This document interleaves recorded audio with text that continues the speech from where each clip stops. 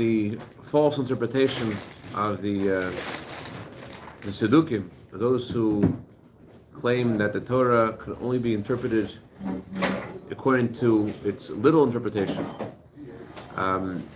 We know that Torah has an oral interpretation, and the oral interpretation of the Torah is its real meaning. So the Torah says you can't burn a fire on Shabbos. Doesn't mean literally you can't have a fire on Shabbos at all, as the Sedukim believe. They felt, the Torah says you can't have a fire on Shabbos. That means that if a fire is burning from before Shabbos, there's a problem. You have to put it out before Shabbos. So, unlike the Sedukim, we know that, on the contrary, that you're allowed to keep fire burning on Shabbos as long as it was put up before Shabbos. But the sages, Chachamim, were afraid that if we put something on the fire before Shabbos, we might make a mistake and stoke the fire on Shabbos in order that it should cook better. So while it's a mitzvah to eat hot food on Shabbos, it's a mitzvah to have a hot food in order to show that we know the Torah has an oral interpretation, and that's why we, besides the mitzvah of enjoying Shabbos, and therefore it's more enjoyable to eat hot food, but another reason why you're supposed to have hot food on Shabbos morning, Shabbos afternoon, is in order to show that the halacha is correct, as the sages, as Chacham said, that you're allowed to keep a fire burning on Shabbos. I know the source of this, I think this is from Rabbi Halberstam, one of the people working in the Rebbe's home. He asked the Rebbetzin, the Rebbe never ate shalom on Shabbos, ever. So he asked the Rebbetzin, how come the Rebbe never ate shalom? It says in the Shulchan Aruch, he's supposed to have hot food on Shabbos. So the Rebbe's response was, Teyes Deshchamin, isn't having tea also considered hot food on Shabbos? So, but it's not that the Rebbe didn't agree that you're allowed to have shalom on Shabbos. When the Rebbe was speaking about people eating shalom on Shabbos, it was more in the context of people who have sat by a Hasidic gathering and now they've lost the energy because they're into their shalom. It wasn't about any halachic issues. Anyway, so as long as you put the food on the fire before Shabbos, biblically you're okay. However, the Chacham said that there's a problem, you might stoke the fire. So in order to allow leaving the food on the fire before Shabbos, it has to be in a way that there's no chance that you would make the fire greater, that you would stoke the fire. So, yes, your question? So, if you're using a hot plate, for example, where there's no possibility of making it a hot plate which only has one setting, so there's no possibility of making the fire greater. So in that situation, there was no issue. However, if you're using a stove or using an oven, there is a big issue because it's possible to make the fire greater.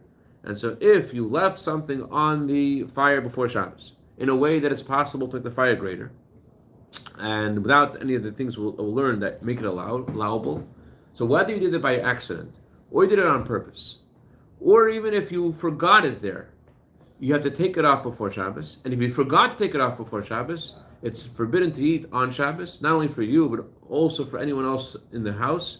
And it's forbidden until after Shabbos, the time that it takes to cook this food. So if you left on the fire before Shabbos, and it's not a hot plate, it's possible to make the fire greater, so then you're forbidden to eat that food on Shabbos. And you have to wait, not just for you, but for everyone. Even though it was an accident, you meant to take it off the fire before Shabbos, it's still forbidden. This possibility of a person stoking the fire is even in a situation where you're keeping something on the fire to eat on Saturday afternoon or on Saturday night after Shabbos. And the Chacham were afraid that you might change your mind. You might decide you want to eat it on Friday night, and therefore you're going to try to make it cook faster, and therefore they made this prohibited in a situation where it's possible to make the fire greater. So if you have a knob where you can make the fire greater, it's forbidden. But if there's no knob, if it's only one setting, it's okay. Also a warmer which has only one setting. Those big warmer things to put food into before Shabbos, and the fire and it warms it up on Shabbos. It stays warm on Shabbos. It has one setting. No issue there either. Why is no issue? Because it's not possible to make it bigger. Or if let's say you have those sternos, you have a sterno, and you have you want to put those one-time usage fire things under your pan. You put it there before Shabbos, there's no issue there either. Why? It's impossible to make that flame greater or smaller. Therefore, there's no issue. It does not require anything else. It's fine. However, if you do have a stove and you want to keep your pot there on Shabbos, in order to make it permissible, the Chum said that you have to do one of three things: grufa, ktuma, or ktera. Grufa means that you move the coals around, you rake them around, or ktuma, you put some ashes on top of the coals, or in those scenarios, since you're indicating that you're not interested in the fire, so once you made that indication and you've lessened the fire somewhat by raking it around, so there's no further worry, no concern. You're going to go now and make the fire bigger after you've made an indication to yourself and you already messed up the fire. We're not afraid you're going to stoke the fire. Or another possibility is if you put an empty pot on the fire and you put something on top of an empty pot on the fire, also in that scenario, we're not afraid that you're going to make the fire greater on Shabbos. What is our blech? So there's a discussion about how a blech works. Is a blech like grufa ktuma? Is it like raking the coals or covering the coals with ashes like the pot? It's not for another shear. But bottom line is like this. Let's say you have a hot water urn. Hot water urn that has many settings. Make it able to get higher and higher. So if you put it on before Shabbos, and it's possible as it has a few settings. So since it's possible to make it greater on Shabbos, and it's an issue, and so it's forbidden to use that water on Shabbos because the water was placed in the hot water urn, and it's possible to make it greater on Shabbos. So if you put the water there right before Shabbos, it's a problem, and that water is forbidden to be used for tea on Shabbos. Same as also with a oven. Yes, sir.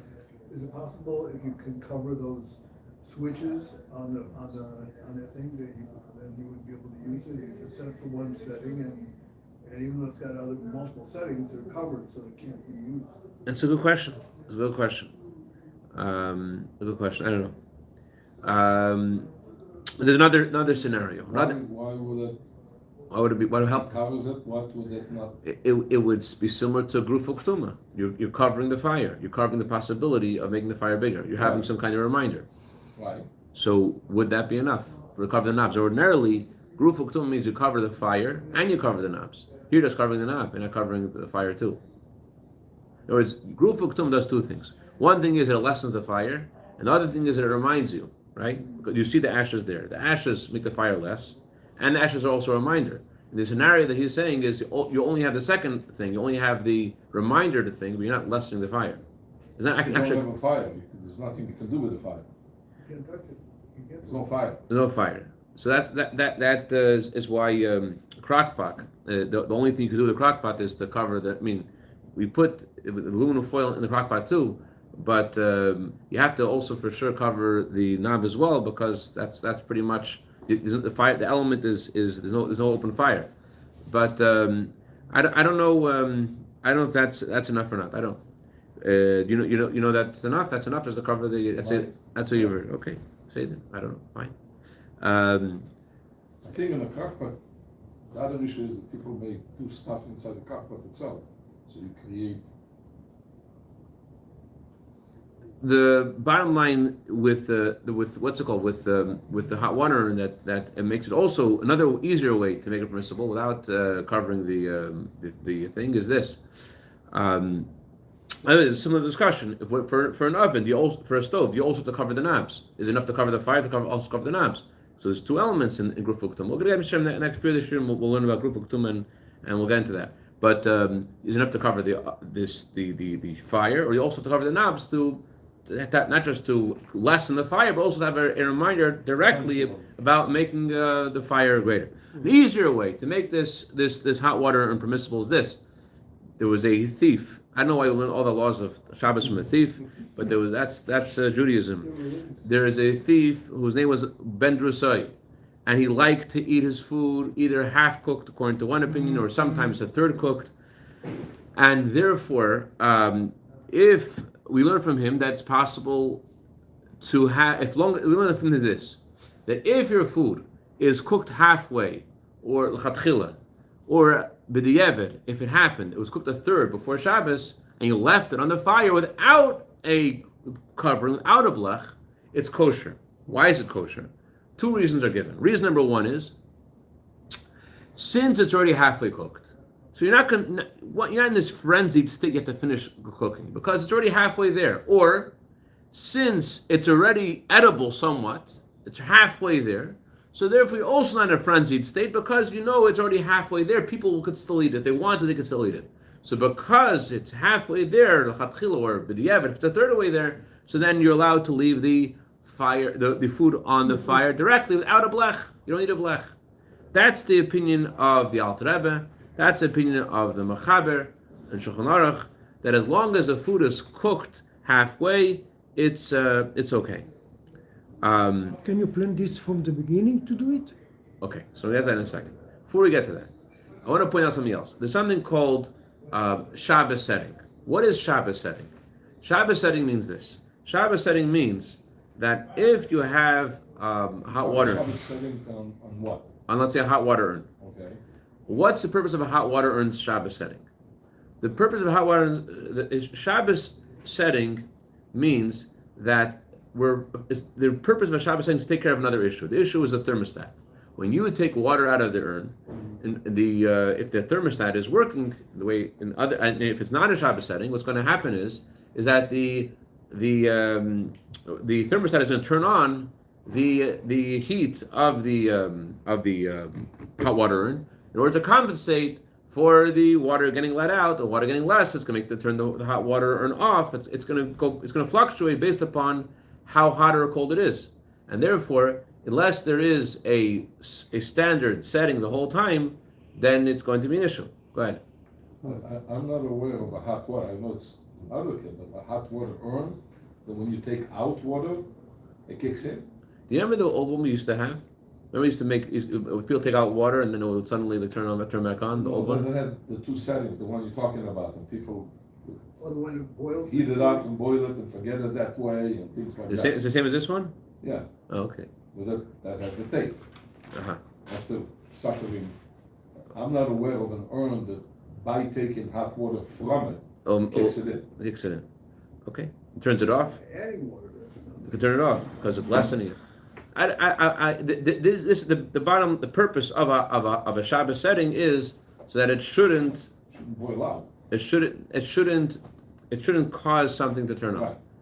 So if you have an oven, let's say with a Shabbos setting, what's the Shabbos setting? You're going to open the oven, it's going to cause the oven to turn on. So the purpose of the Shabbos setting is that it shouldn't kick it on. However, that doesn't take care of the other issue, which is that we're afraid that because their oven has more than one setting, you're going to turn it on higher to make it cook better. The Shabbos setting takes care of the issue of the oven not turning on accidentally by you taking food out of it, or the hot water not turning on accidentally by taking water out of it. But it doesn't take care of the issue of you forgetting and raising the temperature of the oven or the hot water. That's still an issue. So to take care of that issue, the food has to be cooked either halfway or a third before Shabbos to make that permissible. Once it's, yes? Most Shabbos settings I'm aware in an oven, Yeah. neutralizes the whole control panel. You can't do that. Oh. It's more designed for Yom Tov than Shabbos actually. It neutralizes. That's the designed that you're going to press buttons and nothing happens, and maybe 5 to 10, not by any, they'll change the temperature. So on Yom Tov, if you have it set at 200, and all of a sudden you want to cook something, It won't work. it will work, but it doesn't, it's a random, it's not a direct. It doesn't happen directly. It's usually when you turn the stove. On Shabbos you can't touch it. It's not for Shabbos, but it neutralizes the whole thing so nothing happens. Does it keep the temperature the same? It keeps the temperature the same. So it will work for But on Shabbos. Yom Tov, well, you could, but it takes too many steps. So the whole idea is, It'd be easy. yeah, it's not easy. It takes too many steps and you don't see what you're doing, so you have to really think about it. And by that time you realize that, hey, wait a minute, this is Shabbos. So on Yom Tov, it's designed to, you have to press the bake button, you have to know where the bake button is, and press your temperature, and then something will happen sometime randomly between 5 and 10 minutes later. Wow. Which is basically the concept that you're not directly changing anything. But it's more designed for Yom Tov than Shabbos. So what it does is that it makes it possible. It makes you almost neutralize. Right away, nothing happens. So on Shabbos, you would have to go too many steps to affect your oven to do anything. Okay, but Material. I don't know all of it, but most of it that I'm aware of. so there's a question about the fact that it has a Shabbos mode. Is in a Shabbos mode, is that already enough, or are we still concerned about the?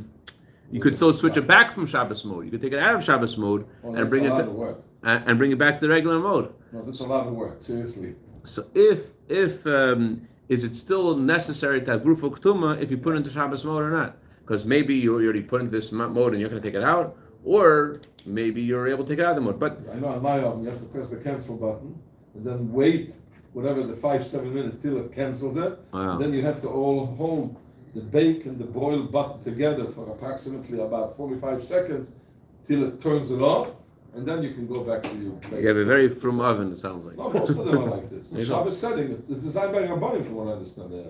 CRC or whoever, you know. What about baked foods? With baked foods, it says that the language in the Gemara is Asher Kolma Paneh, until the face of the bread has crusted over. That's when you're allowed to keep the bread in the oven on Shabbos. What is the definition of Kolma Paneh? Since we don't know exactly what the definition is, therefore we have to make the bread can only be kept if it's fully baked. If it's not fully baked, then you need to have a blech. Or if you have a bereka, and the bereka has, let's say you have in the bereka you have meat or something. So if you want to put the bereka on the stove without a blech, you'll need the inside of the bereka to be half cooked, and the outside of the bereka, the doughy part of the bereka, to be fully baked. Or b'diavad, as long as it's again machal b'nesoy, to begin with, it has to be the meat. The meat has to be half cooked or a third cooked. However, since meat is something which takes a long time to cook, another option is if you're cooking meat and only meat, not anything else. If you're cooking meat and the meat's raw, you put the meat on right before Shabbos. It's not by candlelighting time. Candlelighting time is already distance away from Shabbos. If it's literally a minute before Shabbos and you put the meat in the oven before Shabbos, or meat on the stove before Shabbos, so it's not going to. You're going to completely you're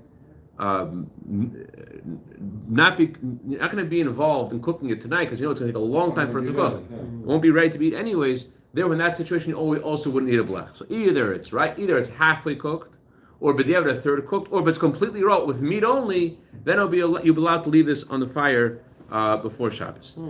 What about water? How much does water have to cook for you to leave it in the urn before Shabbos without covering the knobs, without anything else? What would allow the water to be in the urn on Shabbos?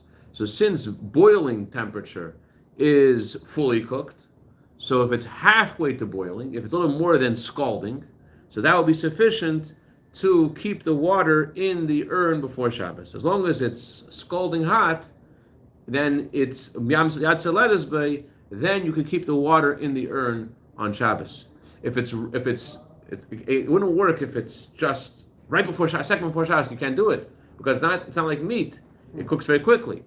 So the only way, if you didn't put the hot water urn right before on yet, to make sure there's enough time for the hot water to get at least half cooked, to get scalding hot before Shabbos. Otherwise, you can't put the hot water there because there's no blech, unless if you have one setting, then it's like a blech. Or if what you said before is works, if you just cover the knobs, then that will work too. Okay, there is another opinion, the opinion of the Rambam, and the Mechaber and the Bais Yosef, the Shulchan Aruch brings this opinion as well. The opinion of the Rambam is this: even if it is fully cooked, as long as it's going to get cooked better by staying on the fire, you need a blech. You cannot leave it on the fire unless it's so well cooked that leaving it on a little longer would ruin it. Unless it's going to ruin it, it's forbidden to leave it on the fire, and the only way to make it permissible is to put a blech on. That's the opinion of the Rambam. What do we hold about this? So the Alter Rebbe in general, like the Shulchan Aruch, the Shulchan Aruch brings two opinions. The Alter Rebbe says when the Shulchan Aruch brings two opinions, and doesn't say what the halacha is like, the halacha is like the first opinion. But the Alter Rebbe says if you're a Baal Nefesh, you're very concerned about your Judaism, if you care a lot, you should care about the second opinion too. The second opinion that Shulchan Aruch brings, which is there are some opinions which say this, that's something you should do as well. So here we have the opinion which brought in Shulchan Aruch of Alter Rebbe, brought in Shulchan Aruch of the Mechaber, who says that you always have to have a blech, even if it's fully cooked, unless it's going to ruin it. So what do we do about this second opinion? So it seems like from the Alter Rebbe that he doesn't subscribe in this situation that you have to keep it on the fire because they have to put a blech on, because the Alter Rebbe has a summary of these halachos, and the summary doesn't mention anything about this. And also the Alter Rebbe says the custom is that we're not strict, we're not so strict about this, and as long as it's halfway cooked, you can leave it on the fire without a blech. That's what it seems like from the Alter Rebbe. So, however, the Jewish custom is, the Minig Yisrael is now, we see everyone puts on a blech no matter what, always use a blech. So it could be the reason for this custom is to be machmir, the second opinion, could be. There's also another custom that people have, that is that not only should the food be fully cooked, some people have a custom that the food should be hot before Shabbos. Not should be fully cooked, not just, even if they use a blech, they want the food to be hot before Shabbos. What does that accomplish? Why should the food be hot before Shabbos? That's a custom that many have. They want the food to be hot before Shabbos. Why should it be hot before Shabbos? So it's a chumrah, it's a stringency, and the reason for the stringency is because of a possibility of error. What's a possibility of error? Let's say you take the cover of the pot off of the pot as Shabbos is coming in. The food is hot, but it's not fully cooked. If you put the cover back on the pot while it's on the fire, you're cooking on Shabbos. Or if you take food from the pot, you're causing now the food to cook better on Shabbos, you're making it cook on Shabbos. So therefore, or you take the pot off and put the pot back on. If you're cooking on Shabbos, you can only put the pot back on once it's fully cooked. And therefore, there is a custom, not only should the food be fully cooked, but it should be hot before Shabbos, in order, or let's say you move the pot on the blech from one place to another place, the place which was just warming, the place that's going to cook. So that will be an issue. The food is not fully cooked, and therefore there is such a custom to be machmir, to be strict, and that the food not only fully cooked but hot before Shabbos, even if you're using a blech. Any questions or comments? Or all right, we'll stop here.